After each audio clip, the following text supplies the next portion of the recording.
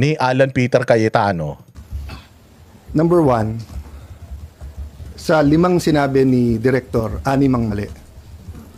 Okay? Sinabi niyang ibibigay niya warrant, sabi niya ibibigay niya yung report, sabi niya papakita niya na hindi sila yung gumulpe, sinabi niya na hindi sila nag-i-inspection ng mga... Tulad nun, no? Hindi daw sila nag-i-inspeksyon ng sasakyan. Ang daming video, nag-i-inspeksyon ng sasakyan. Hindi daw sila ng bugbog. Ang dami nakikita na binububog nila, sinakay pa nila sa sasakyan yung taga-usaa. Magbibigay daw siya ng report, nasa kotse lang daw niya. Hanggang ngayon, hindi niya pa nabibigay yung report. Yan yung problema eh. Consistent si Matibag na lahat ng sinasabi niya kabaliktaran. Para siya si Claire Castro. Alam mo kung bakit? Kapag nagsisinungaling ka kasi, kahit gaano ka kagaling magsinungaling, mahuhuli at mahuhuli ka kasi nga nagsisinungaling ka. Pag nagsasabi ka ng totoo, kahit paikot-ikutin ka nila, kahit gawin nilang paatras yung tanong, kaya mo sagutin. Kasi nga, yun yung totoo, yun yung nasa puso mo, nasa isip mo. Pero pag sinungaling ka, ganyan. Lahat ng sinasabi mo, babalik sa'yo. kotse, tapos sinabi niya pa ulit-ulit yesterday, walang NBI sa Senado. PNP na mismo nagsabi. So ang problema, the director seems to be lying to someone. He's lying to the palace, he's lying to me, he's lying to us, he's lying to ano.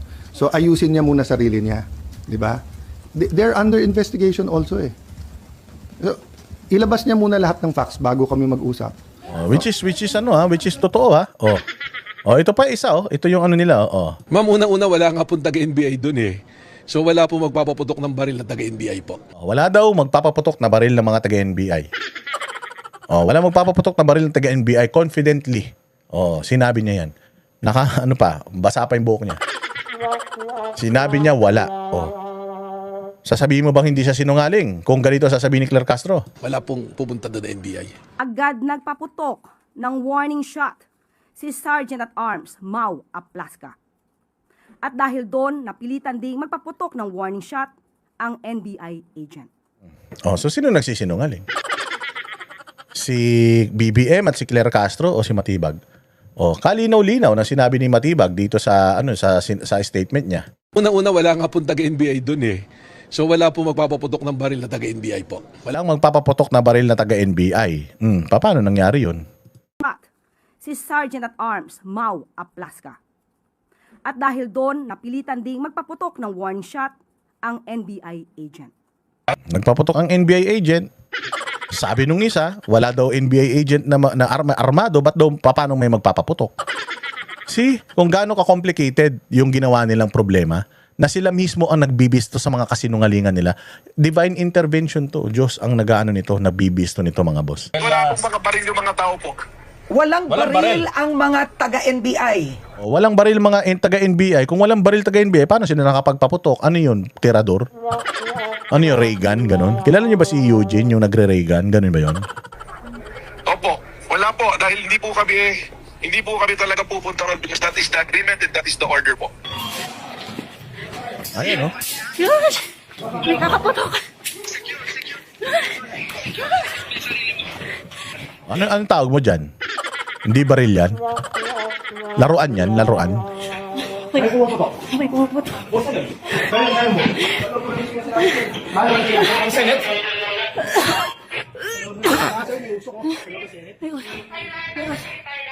Tago kayo sa ano? Tago.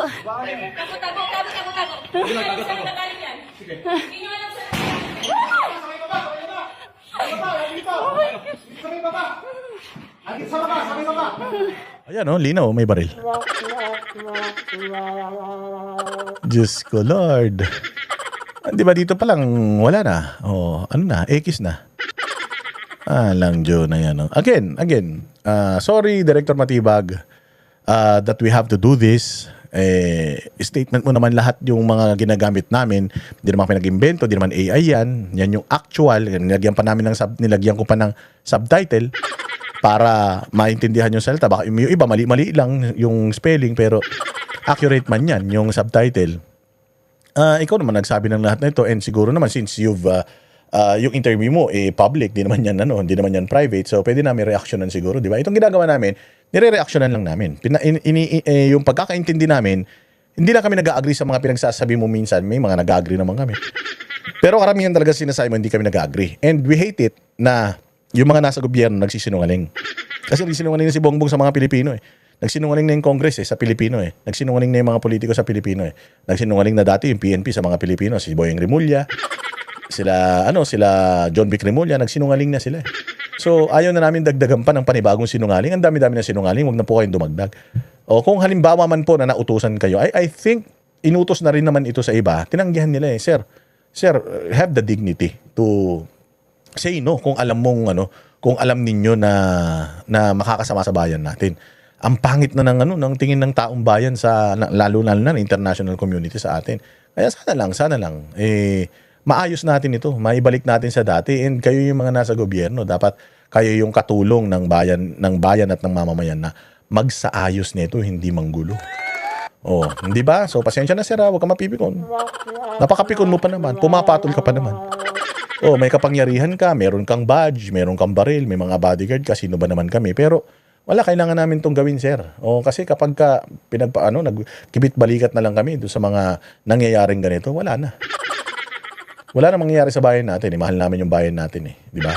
Lalong-lalo na pasweldo ng taong bayan. O kahit walang mga trabaho, walang mga sinusweldo yung mga tao, every time that we consume something, nagbabayad kami ng buwis.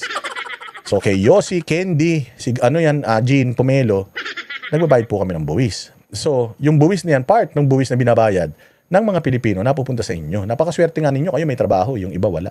Mantakin mo, pinapasweldo kayo ng mga taong walang trabaho, imagine. So, sana lang, bigyan nyo ng importansya, bigyan nyo ng dangal yung mga posisyon ninyo. Kasi napakaswerte ninyo na nandiyan kayo sa posisyon na yan, and you are overqualified if I'm not mistaken. Napaka-qualified man kayo sa mga trabaho na yan.